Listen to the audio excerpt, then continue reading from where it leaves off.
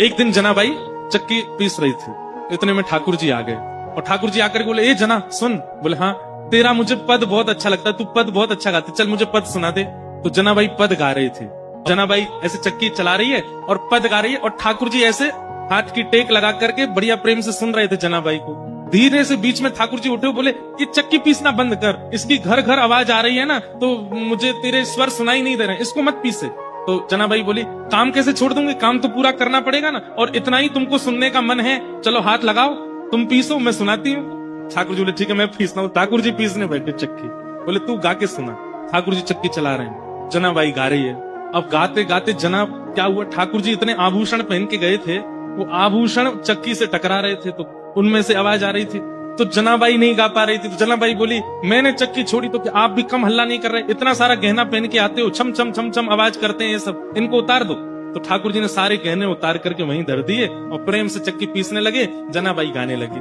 सुनते सुनते पद इतने में ही मंगला के घंटे घड़ियाल बजने लगे मंदिर में।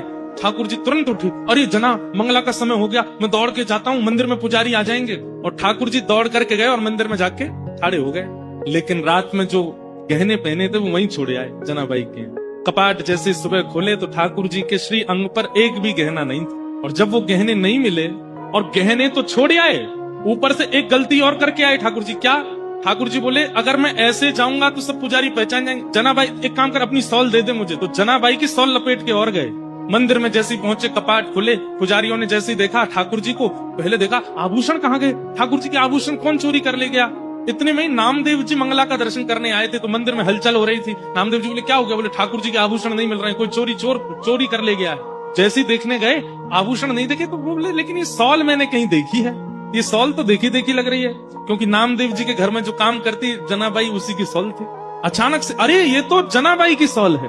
पुजारियों ने जैसे सुना जनाबाई की सॉल, बोले महाराज क्षमा कीजिएगा, आपकी जना ही आई है और आकर के सब चोरी करके चली गई है ठाकुर जी का, हम उससे छोड़ेंगे नहीं। जनाबाई यहाँ चक्की पीस के सारा आटा इकट्ठा कर रही थी।